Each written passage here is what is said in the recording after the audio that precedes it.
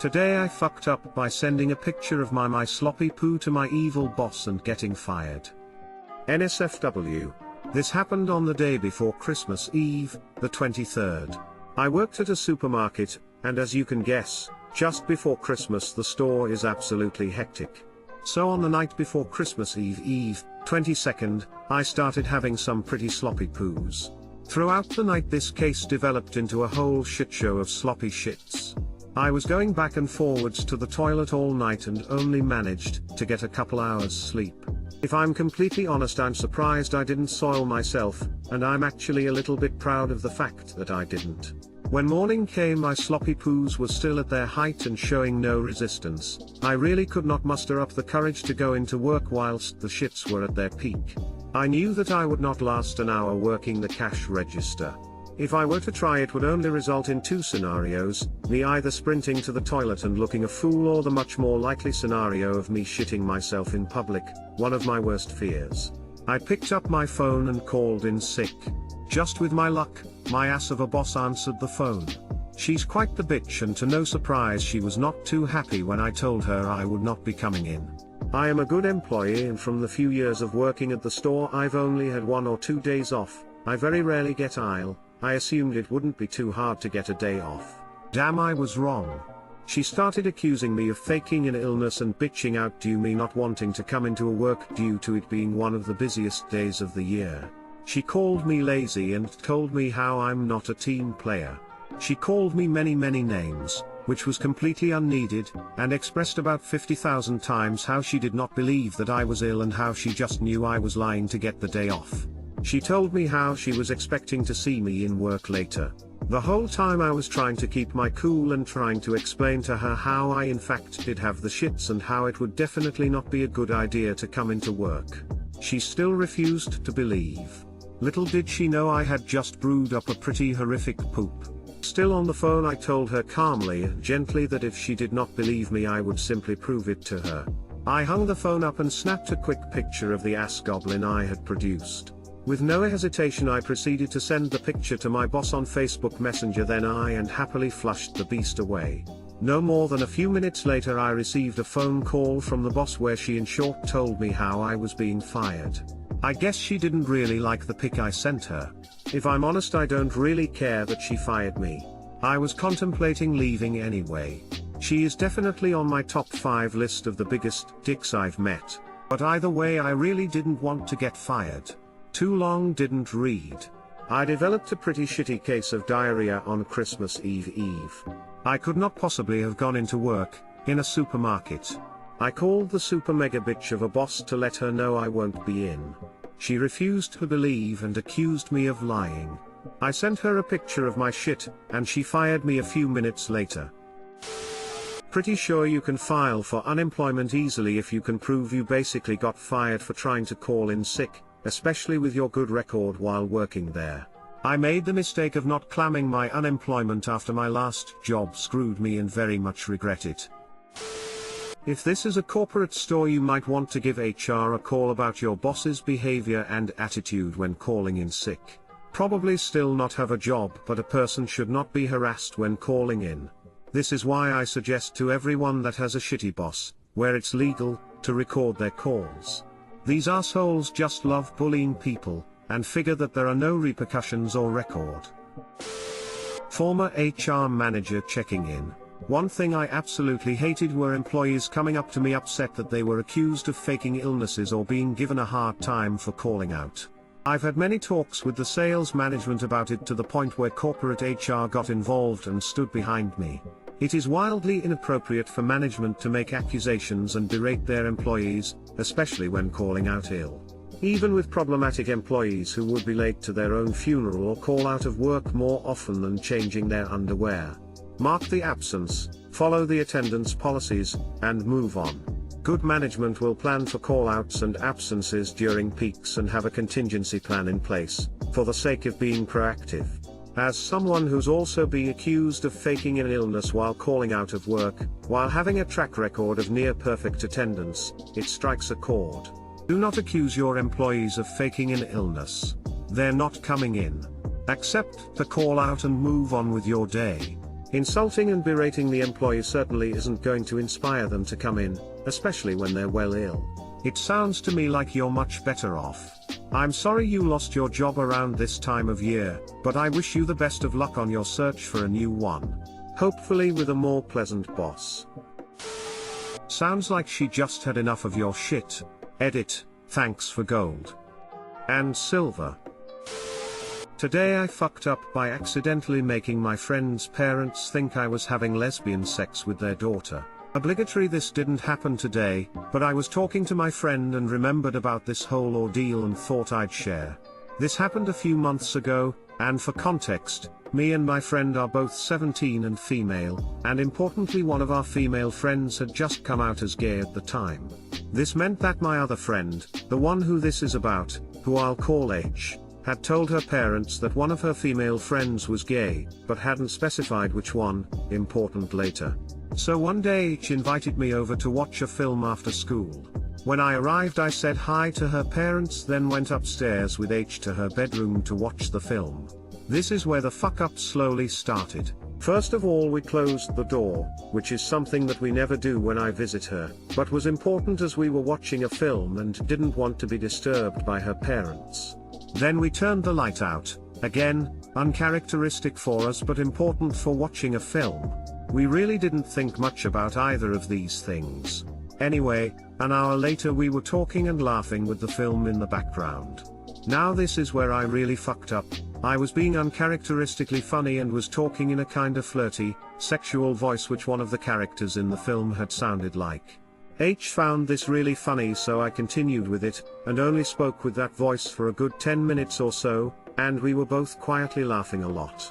At some point during this time I heard her parents walk past the door, but neither of us know much about it. Some more important information to know is that H is asexual, meaning that she doesn't experience sexual attraction and doesn't want to have sex, and her parents don't know this about her because she doesn't like to talk to them about that kind of thing. This means that I constantly forget that most people don't know this about her. Another 20 minutes passed and then we heard footsteps and soft knocking on the door. We thought this was strange as they're the kind of parents to barge into a room without announcing their presence. H shouted at them to just come in the room and then we heard the sliding of paper under the door. We were very confused and just watched this piece of paper awkwardly sliding and then heard footsteps walking away. H picked up the paper and it said, "We're going to get McDonald's for dinner, do you want anything?" We were both seriously confused about why they had felt the need to tell us via paper, in such an awkward way rather than just opening the door to ask. Then it dawned on me and I turned to H and asked her, "Do your parents think we were fucking?" At first she looked at me with a look of confused disgust, wondering why the hell I had said that, then slowly her expression turned to that of horror and realization. We had closed the door, turned off the lights, had been quietly giggling, I had been talking in a flirty voice for an extended period of time. Not to mention the fact that neither one of us can sit still for more than 10 seconds, so there had certainly been lots of bed creaking and sheet rustling sounds. Also her parents knew that one of her two female friends was gay, just didn't know which one it was, and didn't know that their daughter was asexual so would never want to have sex anyway. We immediately turned the lights on and opened the door, but by then it was too late. When we went downstairs to say what we wanted from McDonald's, her parents couldn't look either one of us in the eye, and were talking to us really awkwardly. After the McDonald's I left and H spent a lot of time subtly clearing it up with her parents, such as mentioning the name of the friend who was gay, and bringing up that I had a boyfriend, which her parents didn't know about. I think they realized that they had got it wrong, but those moments of awkwardness were horrific. Luckily all has been fine since, but now whenever we meet up we make sure to keep the door open. Too long didn't read, went round to a female friend's house to watch a film, we did a series of uncharacteristic stuff that led her parents to believe that we were having sex. Now when we meet up we keep her bedroom door open. Hey, cool. Now you guys can fuck, and no one will think that's what you're up to. A perfect cover. When I was in high school, I'm a guy, one of my female friends broke up with her boyfriend and was going through a period of depression, so I started hanging out with her quite a bit. They had an awesome basement with large TV, games etc., so we just head down there. One day, her parents asked if we were dating. She laughed like it was absurd and was like, no, we were always mean to each other. Her ex was a good friend of mine and a few other incompatibilities. But she didn't list these, she just said no. The dad didn't ask any questions. Suddenly her parents weren't checking on us, and they were fine having me around both their daughters. 2 years later I started dating one of our mutual friends, a girl, and the parents were like, what? I thought you said he was gay. This was the 90s, and in hindsight, her parents were really cool with the idea of their friend's gay friend. One time in the early 2000s had a bunch of girlfriends sleep over. Our friend Chris, M, who is gay, slept over too, and I was a little worried about how my mom would react. She peeked in after she woke up and then quietly woke me up and asked me to come into the hall. I was like, shit, I'm in trouble. She asked me who is the girl sleeping by the door. I told her it was Chris, and she goes, oh thank goodness, I thought it was an unfortunate looking girl. No thanks, we ate out for dinner. Whoops. That's funny though. Kudos for her parents, and how cool they tried to play it. For real? The parents in this story reacted so much better than a lot of parents would have done. The first 2 times I read the title as today I fucked up by accidentally making out with my friend's parents thinking I was having lesbian sex with their daughter. Today I fucked up by trying to have a threesome with my girlfriend. So this happened last night. My girlfriend and I have been trying to have a threesome for a while now but could never really find the right girl. Yesterday she reconnected with one of her old middle school friend and they were hanging out at the mall. She called me and asked if they could come by my place after for some drinks and I agreed. They come over around 9 PM and my girlfriend gave me that look. I knew that she talked to her about having a threesome with us and the girl agreed to it. So I play some music and bring out some drinks. Everything is going good until she brings out her own stash of alcohol and weed. The girl brought 2 Four Locos and starts chugging. For those who don't know, Four Locos is this really harsh alcoholic drink that's 4 servings of alcohol in 1 can that can really fuck you up. She has 2 of them. Then she rolls a blunt and smokes it. I didn't drink or smoke at all. By that time my girlfriend is tipsy from the Hennessy I have and starts making out with me. The girl is on the bed watching and obviously starts getting turned on. But a few minutes later she told us she's really tired and wants to go back home. I'm bummed out but we all get in the car and I drive her home. I'm driving her home down these dark back roads. The whole time she's telling us how she loves having us as friends and that she's sorry for being so tired and all that. Then she starts gagging and making pre-vomit sounds, I guess. Anyways, I pull over to the side of the road so she can do her business. She gets out and starts sprinting down the road. Rip me, I start chasing her down the dark road and I catch up. She looks me dead in the face and asked me who I was. I told her I'm her friend and that she's not feeling well and my girlfriend and I was taking her home. She says okay but continues to walk away and a car goes by. She waves her arms and screams for help and I grab her saying, WTF are you doing? Then she bites the shit out my hand. I let go and she runs into the street. I'm a black guy with dreads and she's a skinny white girlfriend, so the sight of me chasing her is pretty comical. She managed to flag down a truck, a man and wife, and begs them for help. My girlfriend pulled up and very calmly told her friend to get back in the car. The girl screamed, get away from me, hides in the bush. The couple calls the police. The police showed up and asked everyone questions and took the girl back to her parents' place. No sex was had but instead I got a few cuts from the bite, so that's kinda kinky I guess. Too long didn't read. Girlfriend comes over with her friend for a threesome. Friend gets drunk and high instead and runs away. Friend freaks out and bites my hand and strangers calls the police. Police takes her home. Update: I'm going to go to the clinic soon to have it checked and I'm going to try and upload pictures as well. My girlfriend tried to get in contact with the girl but no response.